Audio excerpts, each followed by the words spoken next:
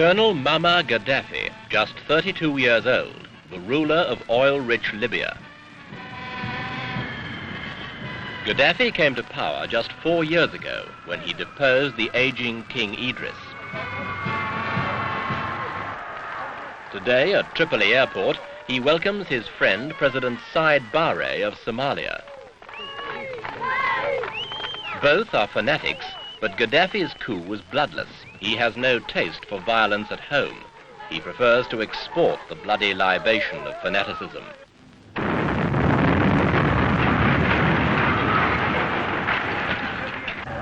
A street in Belfast, another bomb.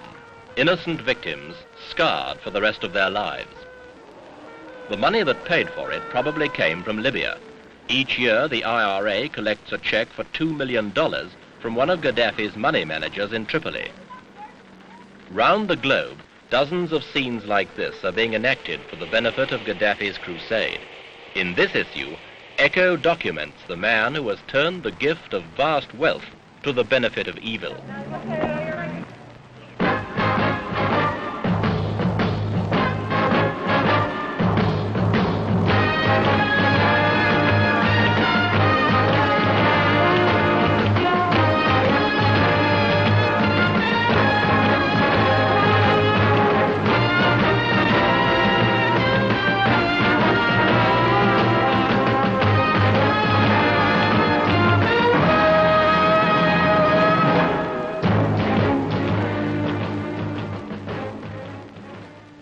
Tripoli, capital of Libya. Once it was a gay, bright city where tourists came to enjoy the sun, the sea, and the night spots.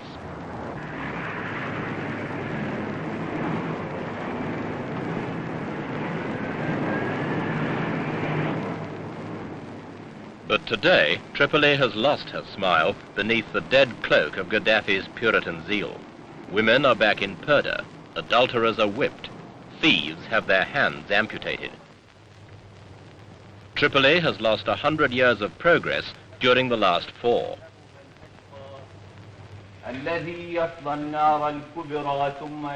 Qaddafi once said, "The Arab nation needs someone to make it weep and not laugh." That he has set himself to do. His instrument is oil and the money it brings. Under the Libyan deserts, there are oil reserves of 3,500 million tons. Already, Qaddafi's regime has $3,000 million in the bank, enough to give every one of Libya's people a better standard of life. But so far, Qaddafi has shown little interest in their needs. In Libya's oil, Qaddafi sees a vast reservoir of personal power, power he hopes one day to make him leader of the Arab world.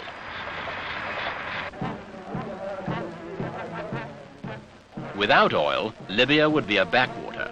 With it, Qaddafi can afford to dream of filling Nasser's empty shoes, to stand between Egypt's Sadat and Syria's Assad.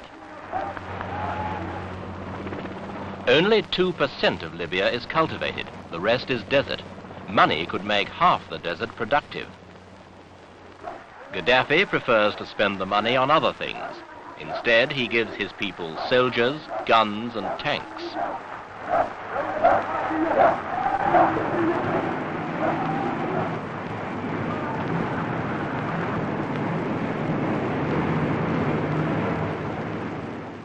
Qaddafi's oil has fed a vision far beyond the needs of Libya's 2 million people.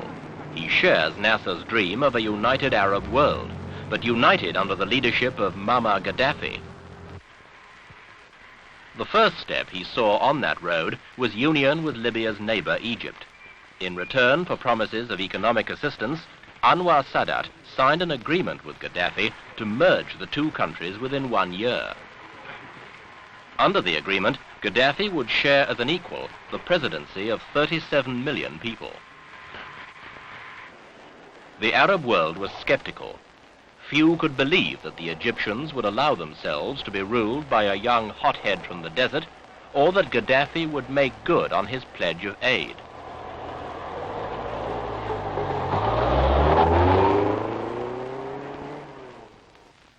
We asked President Qaddafi about these criticisms. It is quite clear that those who spread such noises, such thoughts as this, are the enemies of Arab unity.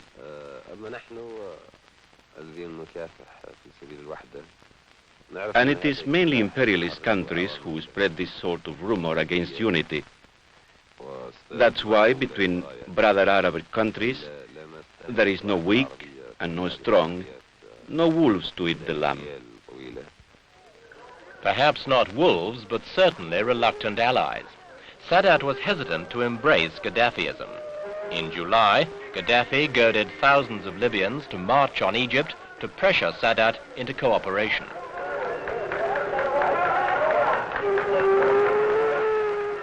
But Sadat had bigger fish to fry. As Gaddafi's hysterical campaign reached its height, Sadat and Syria's Assad were putting the final touches to their plans for war with Israel. Today, Gaddafi's plans have been firmly shelved along with his promised aid. Most Egyptians hope they'll stay there and gather dust. He may have failed for the moment, but is Gaddafi conducting a one-man campaign for leadership of the Arab world?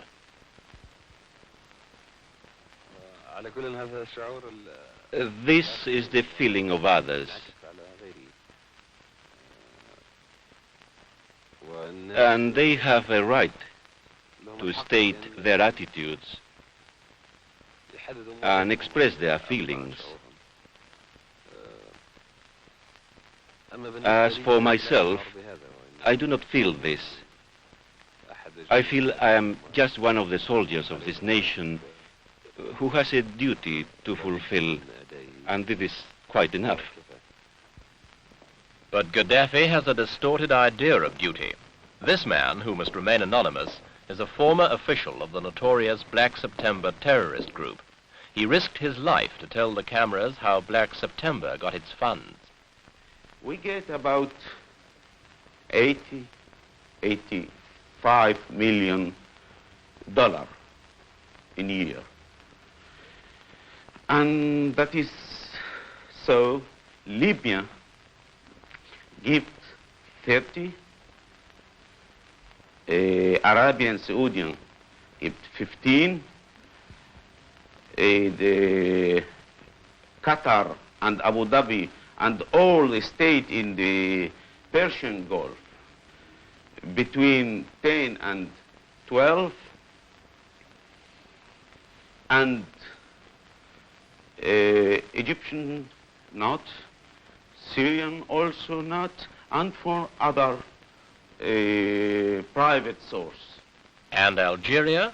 Algeria, yes, also 5 million. After the Munich affair, Yasser Arafat get from Qaddafi as a price after the Munich affair, $5 million as extra price, not as aid every year they get, as extra price $5 million. For Yasser Arafat's contribution to the 1972 Olympic Games, the cold-blooded slaughter of Israeli athletes, Gaddafi rewarded him with $5 million. Last year, terrorists, revolutionaries and assassins in more than 15 countries received $180 million worth of Libyan oil money to do their grisly work, much of it against governments friendly to Libya. Gaddafi complains that he is misunderstood. To make himself understood, he is turning the Libyan people's oil into blood.